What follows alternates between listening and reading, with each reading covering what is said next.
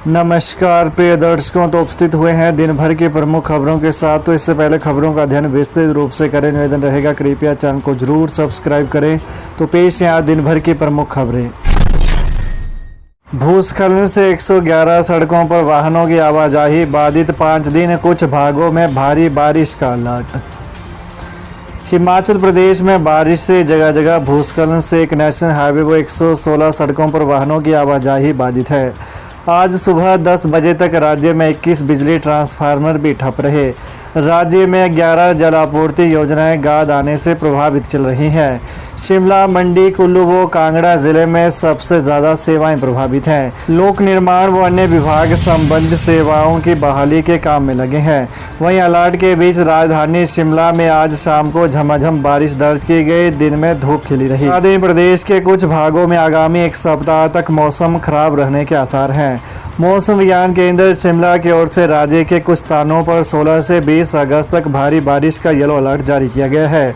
अगले 24 घंटों के दौरान प्रदेश के चंबा, कांगड़ा, शिमला और सिरमौर जिलों के कुछ जलग्रहण और आसपास के क्षेत्रों में अचानक बाढ़ आने का हल्का खतरा है।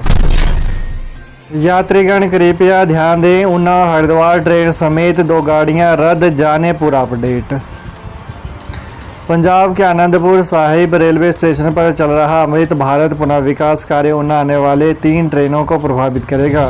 इस कार्य के चलते ऊना से हरिद्वार और अम्बांदोरा से अम्बाला ट्रेन आज रद्द रहने के बाद कल और परसों भी कैंसिल की गई है। दौलतपुर चौक से अम्बांदोरा एवं ऊना होकर साबरमती को चलने वाली ट्रेन निर्धारित समय से आज 3 घंटे देरी से रवाना हुई। वहीं कल भी 3 और रविवार 1 घंटे 50 मिनट की देरी से अपने गंतव्य की ओर रवाना होगी।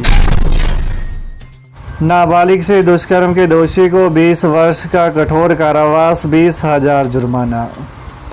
अतिरिक्त जिला एवं सत्र न्यायाधीश किन्नौर स्थित रामपुर की अदालत ने दुष्कर्म का आरोप सिद्ध होने पर एक युवक को 20 वर्ष कठोर कारावास और 20,000 रुपये जुर्माने की सजा सुनाई। कोर्ट ने गौतम नेगी पुत्र लोबजंग गांव बरी निचार को पोक्सो एक्ट के तहत यह सजा सुनाई है। फैसले की जानकारी देते हुए उपजिला न्यायवादी कमल चंदेल ने कहा कि 25 मई 2020 को नाबालिग पीड़िता जब अपने पशुओं को बगीचे में चरा रही थी तो उसको बहला फुसलाकर आरोपी अपने साथ गांव ले गया, जहां से दोनों एक गाड़ी में लिफ्ट लेकर भावानगर गए। यहां पर आरोपी ने पीड़िता को अपने दोस्त के कमरे में ठहराया और उसके साथ दुष्कर्म किया। Kolkata doctor murder case, Bhajpa की राष्ट्रीय प्रवक्ता राधिका खेड़ा बोली, क्या ममता से डरते हैं राहुल गांधी। भाजपा की राष्ट्रीय प्रवक्ता राधिका खेड़ा ने कहा कि पश्चिम बंगाल में मेडिकल कॉलेज में जूनियर डॉक्टर के साथ दुष्कर्म और हत्या की घटना ने देश को झकझोर के रख दिया है। देश भर के डॉक्टर जगह जगह विरोध प्रदर्शन कर रहे हैं। जिस तरह की दरिंदगी हुई है उसकी तुलना दिल्ली में हुए निर्भया मामले से की जा रही है। वहीं इस बेहद शर्मनाक और संवेदनशील घटना पर मुख्यमंत्री ममता बनर्जी और उनकी सरकार का रवैया कम आश्चर्यजनक नहीं है। उन्होंने आज शिमला में प्रेस वार्ता में कहा कि राहुल गांधी को इस घटना को समझने में 5 दिन लगे। वो इस मुद्दे पर चुप्पी साधे हुए हैं। इससे साफ हो गया है कि वो ममता से डरते हैं। इस घटना के बाद आरोपियों को पकड़ने की बजाय पुलिस और मेडिकल कॉलेज प्रशासन ने मामले में जिस तरह की लीपापोती की है उससे साजिश वाला शक और ज़्यादा गहरा गया है। अब जबकि पोस्टमार्टम रिपोर्ट सबके सामने है तो ममता सरकार और पुलिस के पास जवाब नहीं है। पोस्टमार्टम रिपोर्ट के आधार पर डॉक्टर दावा कर रहे हैं कि इस अपराध में 1 से ज़्यादा आरोपी शामिल हैं। ऐसे में क्या सिर्फ एक आरोपी को गिरफ्तार कर किसी और बचाने की भूमिका तैयार की गई है। जयराम बोले, टूरिज्म विलेज का फैसला स्वीकार नहीं, सड़क से सदन तक होगा संघर्ष। नेता प्रतिपक्ष जयराम ठाकुर ने कहा कि पालमपुर कृषि विश्वविद्यालय में सुखू सरकार की ओर से टूरिस्ट विलेज खोलने की बात करना हास्यास्पद है। अब सरकार की नज़र कृषि विश्वविद्यालय की ज़मीन पर है। कृषि विश्वविद्यालयों को कृषि से जुड़े शिक्षण, प्रशिक्षण और अनुसंधान कार्य करने दें तो मेहरबानी होगी। सरकार टूरिज्म विलेज बनाना चाहती है तो बनाए, लेकिन कृषि उत्पादकता को बढ़ावा देने के लिए बनाए गए संस्थानों में इस तरह के प्रयोग करने की बात दुर्भाग्यपूर्ण है। नेता प्रतिपक्ष ने कहा कि सरकार ऐसी योजनाएं ला रही है जिसका समर्थन नहीं किया जा सकता। शिमला की युवती से जीरकपुर में दुष्कर्म, सोशल मीडिया के जरिए आरोपी से हुई थी दोस्ती।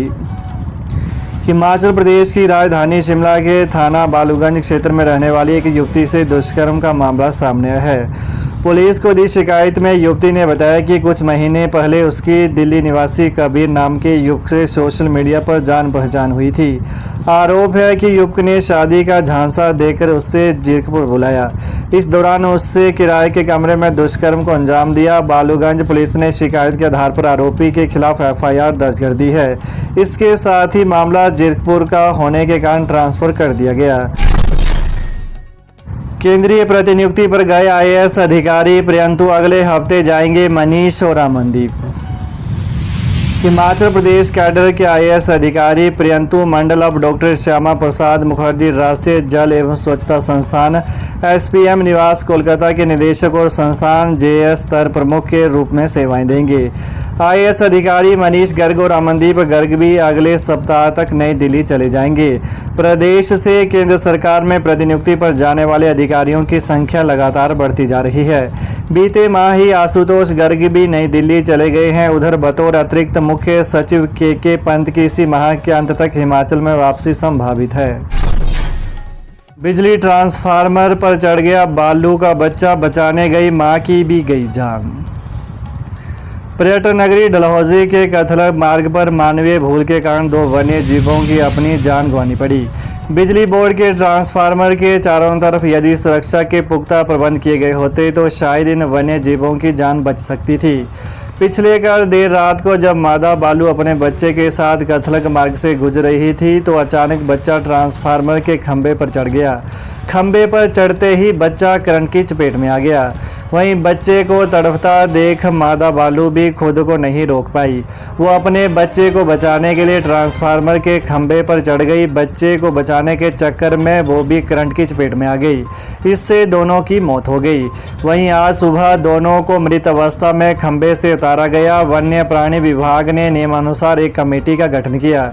इसमें वन्य प्राणी विभाग के आरओ, वन विभाग के आरओ व कमेटी के कर्मचारियों सहित अन्यों को शामिल किया।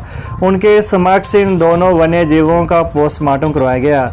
उसके उपरांत वीडियोग्राफी की निगरानी में दोनों को जलाया गया ताकि उनके अवशेषों का किसी प्रकार से गलत इस्तेमाल न हो सके।